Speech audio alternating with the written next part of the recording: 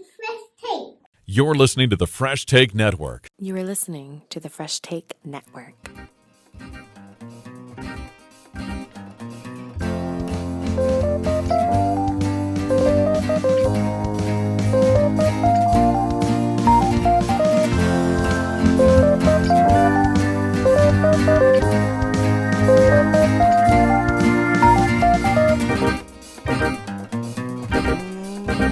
What it is.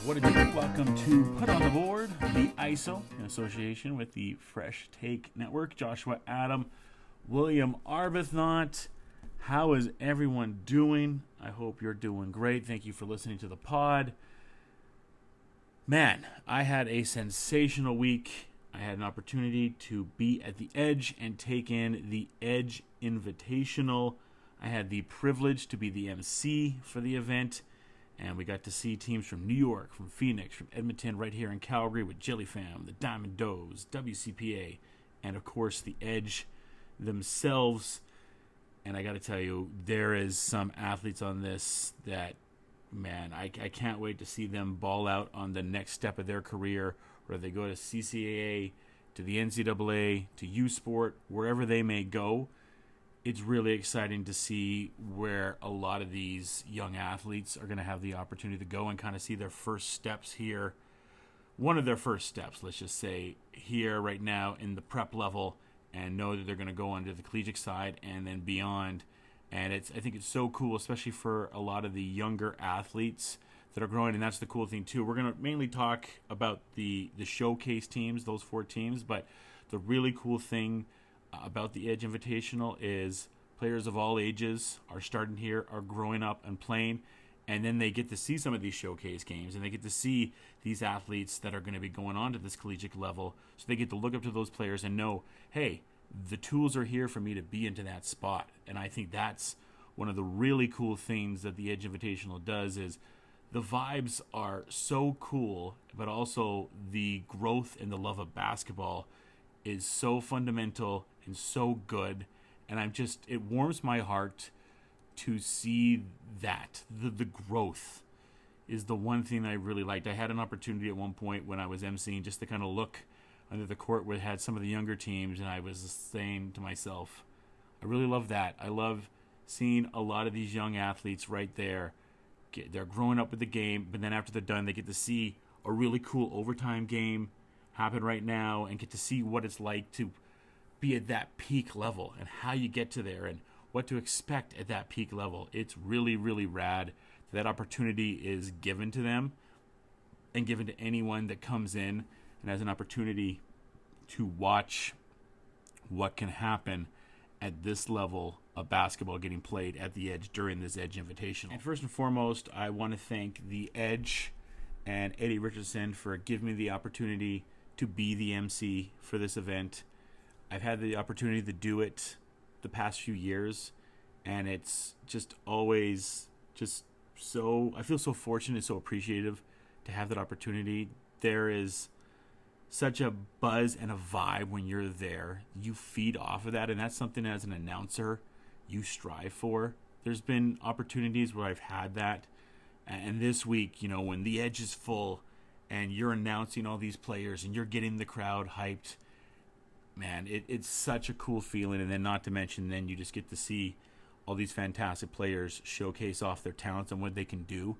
But I just feel so privileged that I have the opportunity to be the voice of the Edge Invitational and to echo these players' names out and to introduce them into the game before we get started. It means a lot to me, and it's been an absolute honor and privilege to have that opportunity. I look forward to doing it as we have the women's side coming up here, but for the men's this week, and as I've done it through all this time, it's been so cool to have that opportunity. So shout out to Eddie Richardson and the Edge for that. Speaking about Eddie Richardson, just want to say too, again, I mention this whenever anyone hears me on a radio show or anything like that. I continue just to see the growth that he has given the game here in Calgary, and it just impresses me more and more every year. It feels like it just builds up to another level every single year. Right? I wish I could explain it better. I just, when, and I mentioned this on a previous pod that I had, when I grew up playing basketball out here, and having a sister that went collegiate. The clubs were there, right? The clubs were there, but they weren't there the way that we see it now, and to have the opportunity that you have an edge and these other teams, and the growth you can have to be a basketball player here, to have roads to the NCAA, U Sport, and CAA here. It's fantastic, and Eddie and everyone that's associated with the Edge is just building a foundation that is impeccable, and it's so awesome. And not to mention too, just on a side note of everything, just everyone is just so lovely. Everyone is so nice and kind and warm, and give you the tools, as an MC, as a coach, as an athlete, whatever, as a scout, to make you feel comfortable and to enjoy basketball at this event. And it just feels like the apex of the year for an event like this. So it's one of my favorite events to be a part of, and to be an MC for it is super rad, and I really love the opportunity that I get to have it. So enough about me. Let's talk about the athletes in some of these games. Let's talk about that first game, the Edge and the Diamond Doves. The Edge students there and fans there, and it was kind of fun just kind of try to rile the crowd up as the MC beforehand.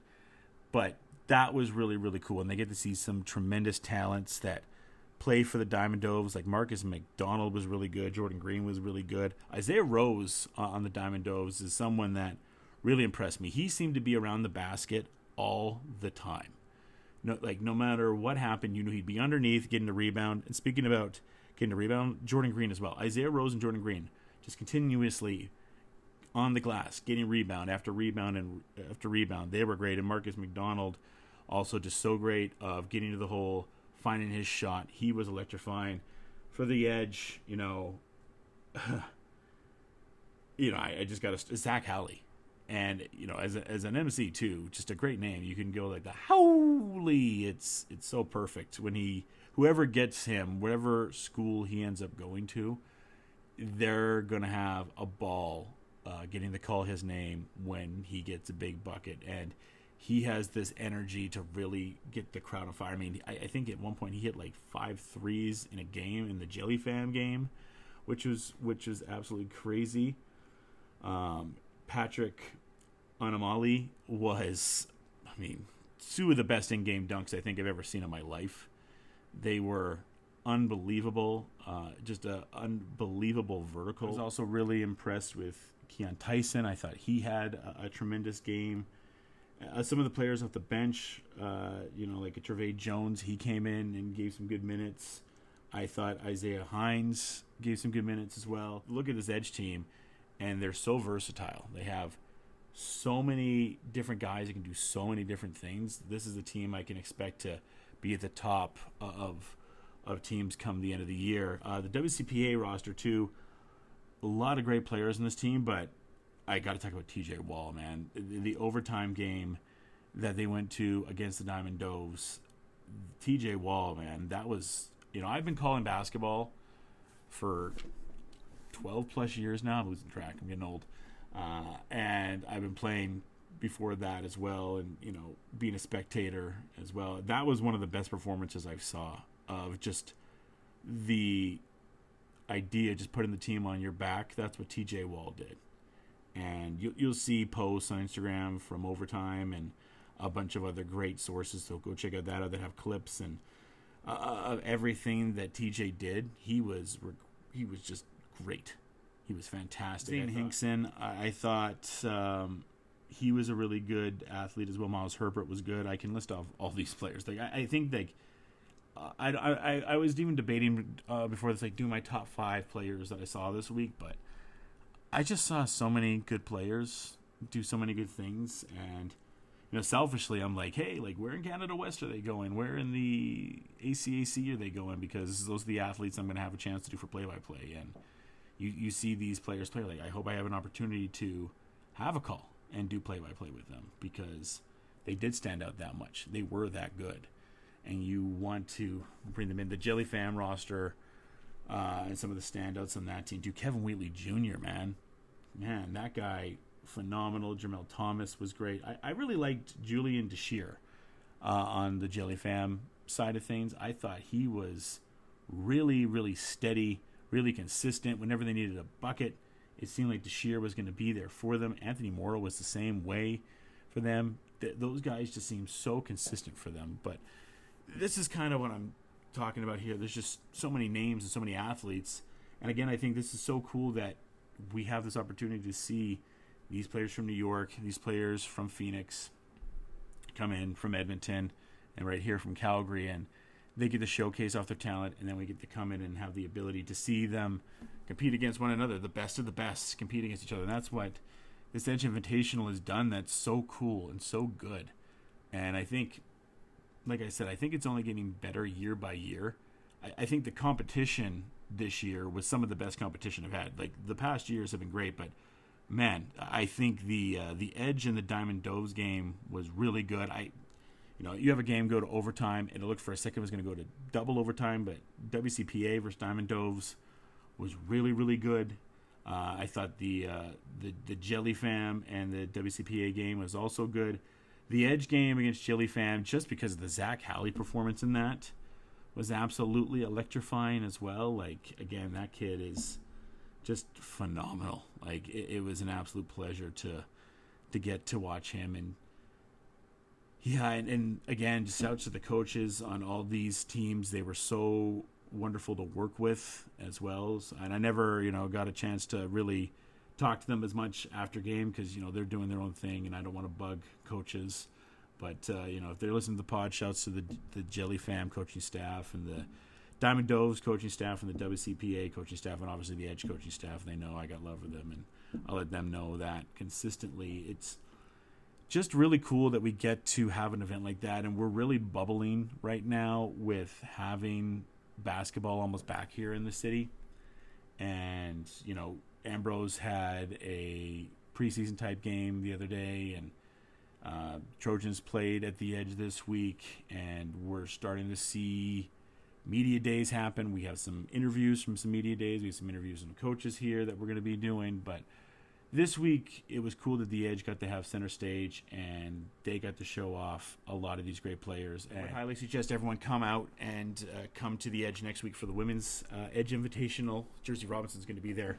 Highly regarded athlete on all the college rankings. She was at the Edge last year, and that was remarkable to get an opportunity to see her play.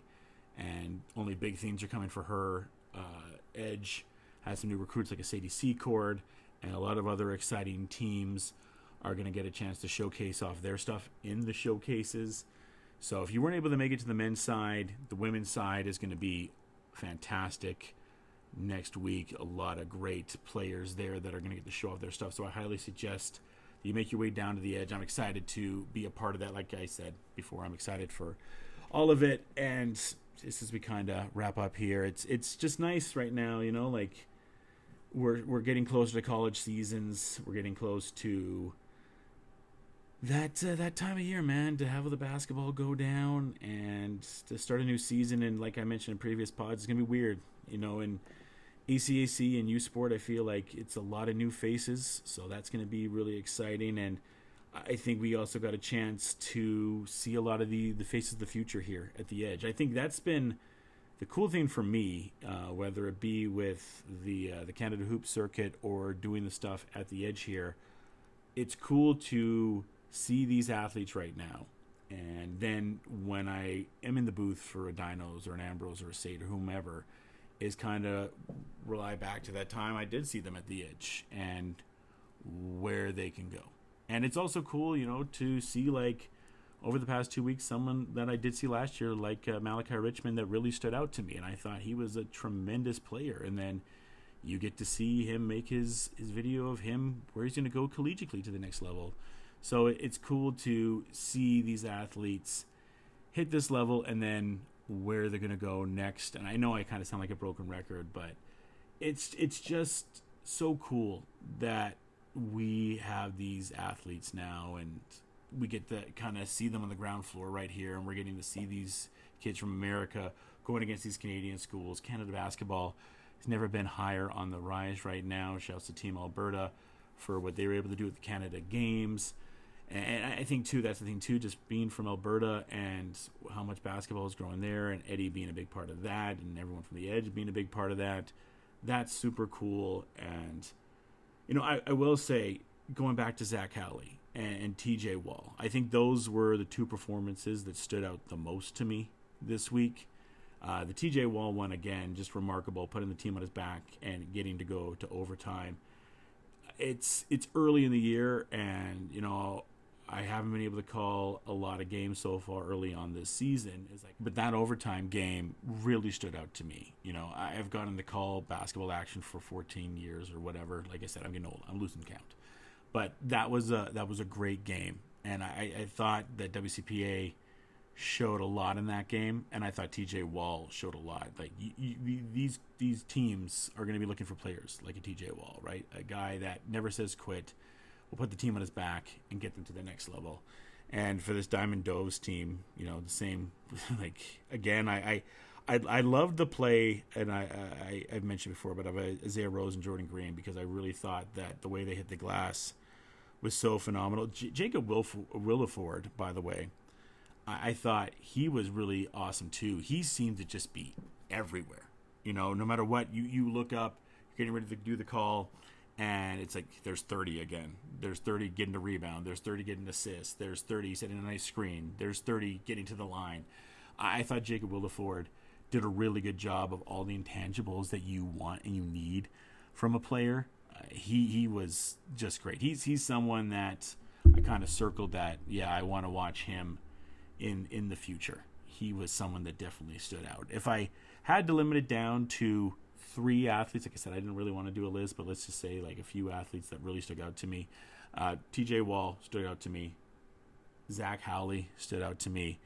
And I would say Jacob Williford stood out to me. I mean, I think all these athletes really did, but the performances I saw from that, like I said, with watching the Diamond Doves, I'd always just be like, there's 30 again. He's doing something. That's the player that I'm sure a lot of coaches want, because he has all the intangibles that a coach is looking for, right? It's phenomenal. And then on the Jelly fan roster, Anthony Morrow, like I said, he just seemed to be Mr. Reliable. Whenever they needed a bucket, whenever they needed assist, whenever they needed anything, Anthony Morrow's right there to do something for them. So I think that's going to do it for me. It's been really, really rad, man, this past week to be at the Edge. I look forward to this event. I circle it on my calendar all the time, so it's cool that I get to do the MC for it, but it's even cooler that these athletes get to show what they can bring and get to show an audience more. And shout out to all the social media teams this week, man. I thought all the social media teams that put the highlights out, shout out to Baller TV, I thought they did a really good job. The clips were out really fast. When Patrick had the big dunk, that was on socials just like that. I was actually really, really impressed with how quick they were up. I thought they did a phenomenal job of showcasing off all the athletes immediately when their big play happened, or in a highlight package, or whatever it may be. And the Edge doing a phenomenal job on their socials as well. So I think everybody involved this week, 5 stars all around. The vibes were immaculate. You can't ask for anything better. Well, you can, because we get to do another version of it in the coming week here, because the women, now it's their turn. Can't wait to see that. Thanks for everyone for listening. And until next time, folks, cheers. Enjoy the game, people.